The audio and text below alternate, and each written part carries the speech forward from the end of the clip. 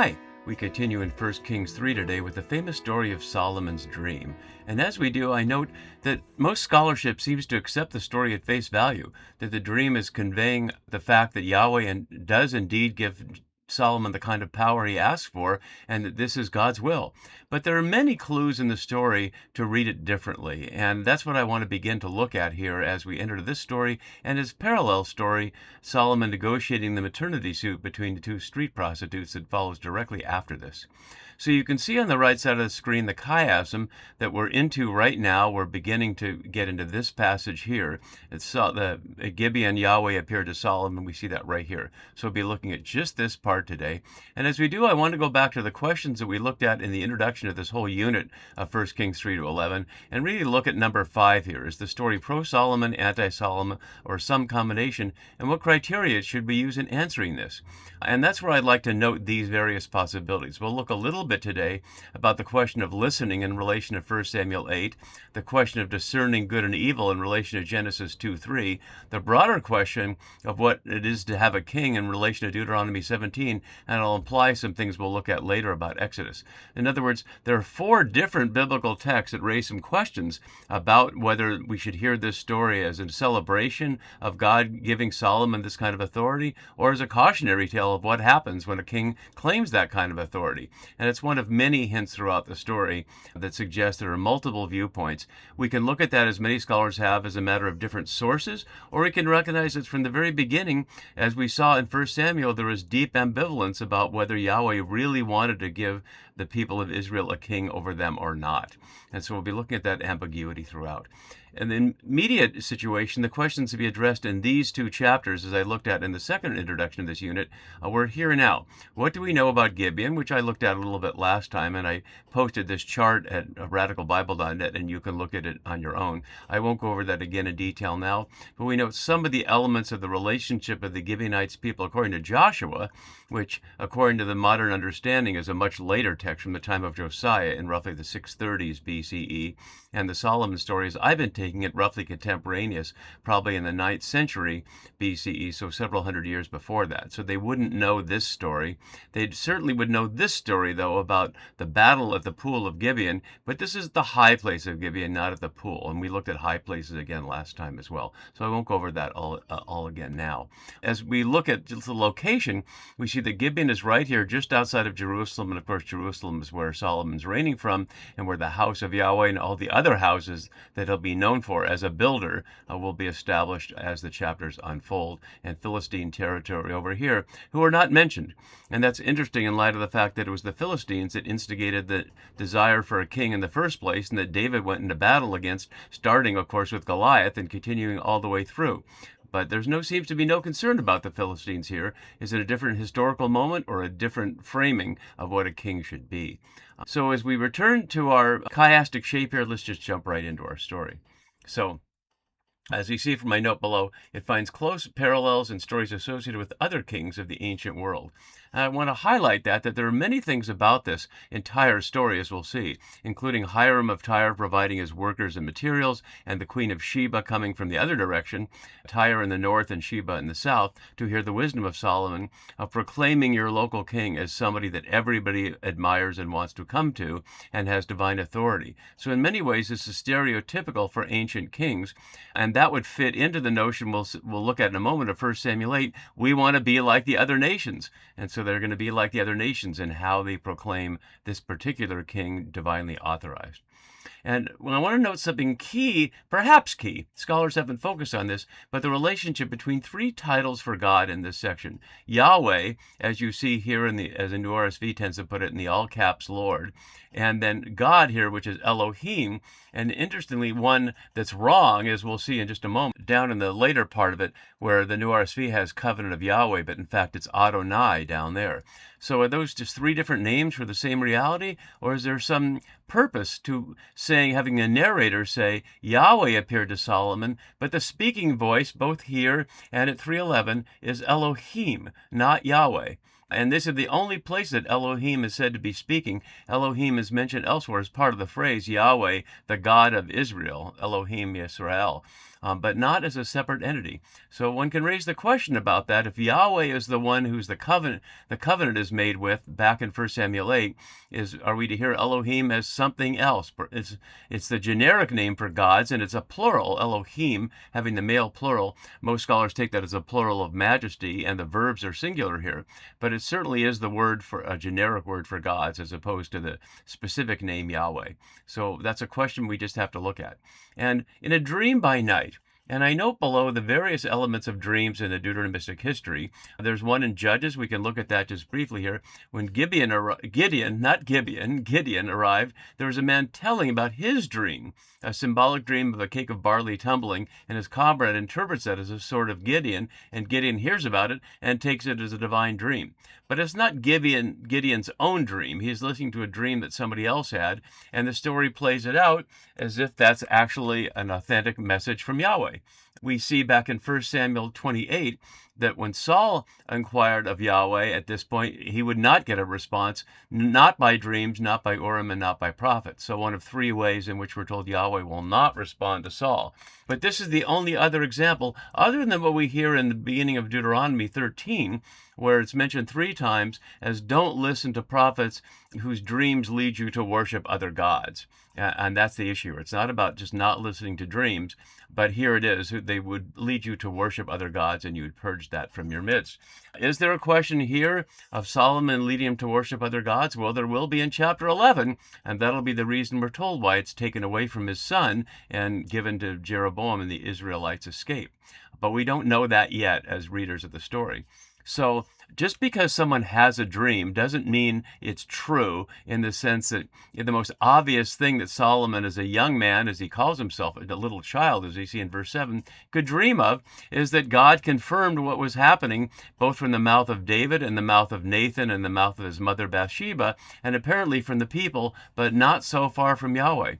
And then one has to ask even further, how did the authors of the story get access to this account? The only, obviously, source of it could be Solomon himself. And there are obviously many levels in which we can interpret that. One is that Solomon's just making up the whole thing and telling it to them. Another is that Solomon actually had the dream and believed it was an authentic dream of Yahweh. Another is that Solomon had the dream and knew it was unlikely it was a dream of Yahweh, that it was the natural thing to be wishing for that, just like somebody in high school or college wishing they got an A on a test or an A on an essay or something like that.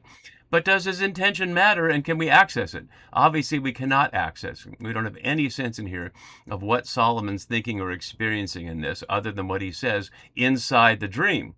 And it's framed by, at the end, the narrator saying, it had been a dream. As you can see on the right side, Solomon woke, it had been a dream, framing it chiastically, but also emphasizing it was a dream and not a direct communication. If it had been reported as a direct communication, though, it would still be suspicious, because it's still coming from the royal house that has every interest in saying, yes, Yahweh appeared to Solomon. So that's a question we'd have to ask of anybody in power who would claim that, then or now. Do we believe that? And one way to question that is by how they act. And it's too soon to look at that now, but we'll look at that a little later, both in our scene today and as Solomon's reign continues to unfold. So we'll leave open right now, and you can decide as we go whether we think this is an authentic dream and Yahweh or Elohim is giving him power, or that's just what he's wishing for. And so God said, as my note, as I was just saying. And then what gives here, notice how this is exactly the opposite of what prayer usually is. Prayer usually ought to be one asking God, what do you want me to do? How can I discern your will? Of course, for people who follow Jesus in the New Testament, we hear, your will be done on earth as it is in the sky. So it's God's will to be done. But here it has Yahweh, at least in the form of Elohim, asking, what is Solomon's will? And that the God will therefore follow Solomon's will. And we ought to be suspicious of that right from the beginning. And we certainly ought to be deeply suspicious of this verse here. As my note below has, would any reader of 1 and 2 Samuel take this seriously? But even many scholars seem to. Notice, not a word about what Yahweh has done for the people of Israel. It's all about himself. And Solomon is almost exclusively about himself throughout here. We don't hear that he has any interest at all in anything other than him having having the power. And that's a thesis statement at this point. You can decide whether the evidence we look at as we go through the chapters justifies that or not. So here's what he says to God in the dream. You have shown great and steadfast love, or literally there's no and there. It's one thing. Great faithfulness, but it's hesed. It's the key word for describing Yahweh's attributes, and it's almost entirely untranslatable. Steadfast love, of covenant fidelity, many elements of that, but it's certainly the sense that Yahweh is utterly devoted to the covenant partner, in this case Israel. Note that there's a little ABA chiasm in the frame here. You can see it even in the New RSV's translation, great and steadfast love, great and steadfast love, and this summary here in the middle. So notice what it's claiming, that Solomon's saying to God in the dream, you have shown hesed to your servant, or your slave literally, my father David. And here's the reason. Because he walked before you, using the standard word for the journey of faith. And notice how it's parallel to what we see near the very end of the Deuteronomistic history in the Hezekiah story. Remember now, O Yahweh, I implore you, how I have walked before you in faithfulness with a whole heart, and have done what is good in your sight. That's Hezekiah speaking directly. Here it's Solomon speaking about his father David. But this is the claim, that he walked before you, or literally before your face. The Norse always leaves out the face of Yahweh, but I placed it back in here. It's even a key word, as we see throughout 3 times here, and chiastically parallel as well in Solomon's speech and then God's response. And let's look closely at these 3 things. In faithfulness, or literally emet, which can easily be translated truth, and we only heard it one other time in the immediate story here, and we saw it here in the summary of what the Shema would be from Deuteronomy 6, so plainly a later addition there. And we only see it one more time in the Solomon story, and then only a few other times elsewhere. So if you walk before me in truth, in justice here, sedukah, again only 2 other times in all of 1 or 2 kings not necessarily being concerned with justice. We can look at 832 here. This is part of Solomon's speech at the house of Yahweh dedication. And then here in heaven act and judge your servants, asking Yahweh to do that. Not recording David doing it, or certainly not suggesting that Solomon's doing it. And then a surprise word here, a yishra, only here in the Masoretic text, uprightness of heart. So saying that David walked in truth, in justice, and uprightness of heart. And as I was noting in the introductory video, need I make the case for that's exactly what David didn't do throughout? Whether that's the conniving to get Bathsheba and taking her without consent and having her husband killed with deception and lying to the people about whether he was serving the Philistines, and on it goes. David is almost the exact opposite of this, but the propaganda is strong, and most people to this day, some 3,000 years later, tend to think of David as a positive figure and Solomon as a wise figure. That's one reason that going slowly reveals more that the text is trying to tell us, if we don't just get the superficial nature of it off the top. So claiming that David has walked in all those things, and you have kept for him this great hesed, or watched over him, using the standard word for watching over or keeping the commandments, and have given him a son to sit on his throne today, as if he was the only son, as if the struggle with Adonijah and the predecessors with Absalom and all that business had never happened. It's all completely forgotten here, or at least attempting to forget it. But this is setting up the parable of the 2 sons, as I call it, starting in 3:19, otherwise known as the story of the prostitute and the 2 sons. But I'm going to read that as a parable of the 2 nations, Israel and Judah, wanting a king, which is to say wanting a son, and here it is. And the son element of king we've already looked at briefly from Psalm 2. Today I have begotten you, you are my son, and you reign on the throne. And so having recited this hideously propagandistic summary, and now he says this, and now, O Yahweh, my God. Up to this point, we've known nothing about Solomon having Yahweh as his God, nor what that would even mean to him. He doesn't have a Torah. As I've been noting, the Torah texts are all written later, so there's not a Torah of Moses that is known to him, or any other commandments at this point, other than as they're referenced here by Deuteronomistic insertions, as I was noting in the introductory video. So now he says, you have made your servant, your slave, king in place of my father David. So just claiming that. And as my note below from Walsh has, this claim is made several times in these chapters, but it is always made by Solomon himself or some other character. Neither Yahweh nor the narrator ever confirms this claim. So he says what is self-serving here. You have made your servant king in place of my father David, although I'm only a little child. a Na'ar here, Khatan, a little child, and we now realize we have no idea how old he is. And later kings, Joash and Josiah, who will be described as the greatest king, and there was never one before or after him like him, will also be described that way, as well as the two adversaries to Solomon that are raised up in the end, as you can see in my note in chapter 11, Hadad and Jeroboam, are both also described as Na'ar. So a lot of apparently little children, does that literally mean they're young, or is it just referring to their pre-royal element, that they stop being a Na'ar when they're on the throne? Well, he's speaking in the present tense, and he's already king. So it doesn't seem like that's the element. Something else will get him to not be a Na'ar. Maybe it's just getting older, or maybe it's this dream that'll do it. We'll see. So, and then he says, I do not know how to go out or come in. And the not knowing we saw many times in the opening chapters. This is the final use of it in this section, as you can see. It's next outside the Solomon story.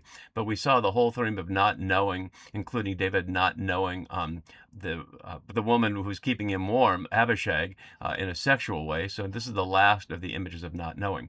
But what he doesn't know is how to go out or come in, which is to say to be a warrior king, which I think will lead us in just a moment to look at to recall the calling of a king in 1 Samuel 8, but we need to go down a little bit more before we get there. So this is what he claims he doesn't know. He's been made king, but he's too young and he has no military experience, which raises the interesting question of why didn't David give him any training if he wanted to be king? It seemed that Absalom certainly had some ability to be king. Maybe he practiced that in the years that he was waiting out Joab, etc. But if it was David's plan all along, and Nathan suggests it was, to have Solomon be king, why not take him out and give him some training?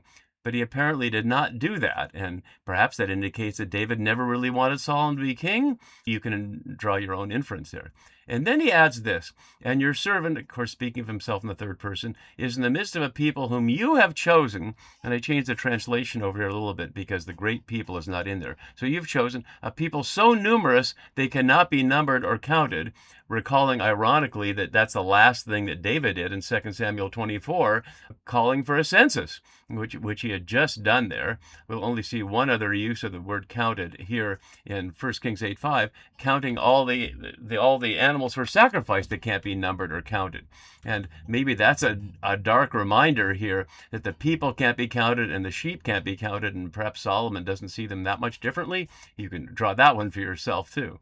People you have chosen, and it's next at 8:16, also in that speech, in a very Deuteronomistic speech. But first here in 1 Kings, the sense of the people of Israel have been chosen, but what chosen for isn't clear, because there's no sense of chosen as a covenant or in the marital image that we see often in Exodus with God as the husband and Israel as the wife in a marital covenant, or sometimes in the prophets that way too, as in Hosea or in Amos as well.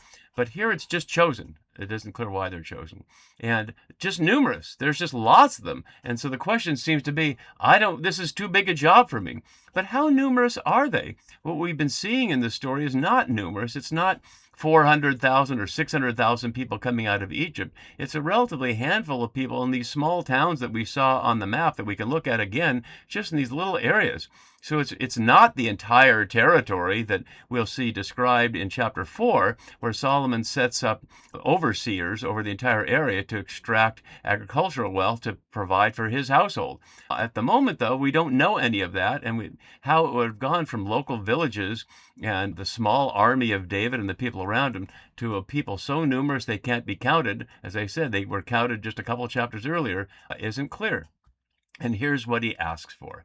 And as my note below has, Solomon frames the problem, as I was just saying, those three things. I'm too young, no military experience, and a huge number of people.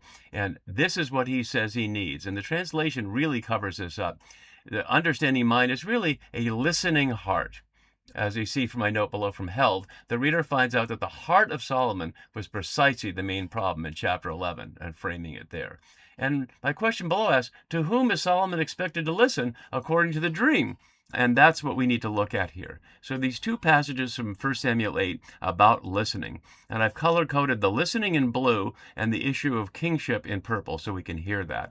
And certainly this text was written before 1 Kings, as far as we can tell. Maybe it wasn't, but most scholars would say it is, as opposed to Deuteronomy, which is not, that we'll look at in just a minute. So Yahweh said to Samuel, listen to the voice of the people. Notice Yahweh's not saying, listen to me, although that's what's happening right now. He's listening to Yahweh saying, listen to the people. So that's what he does. He listens to Yahweh and then he listens to the people. But the listening to the people claims they have rejected me from being king over them. And that certainly ought to echo here, I would think, that every time we have a king like Solomon, it's rejecting Yahweh being king. How do we fit what we hear here on the right side of the screen with what we hear on the left side of the screen, whether it's different sources or different time periods? Again, we can't answer those, but there's an inconsistency here. And then we see the Deuteronomistic insertion of, since I brought them up out of the land of Egypt. I won't bring up all the Egypt elements in the story that I've looked at the last couple of videos, but again, posted at radicalbible.net. So given that they've been rejecting Yahweh since they were brought up out of Egypt, listen to their voice. Notice the chiastic pairing there, but warn them about what a king will be like. And as I've noted several times, it uses the verb take 6 times. Take, already happening in Solomon taking Pharaoh's daughter.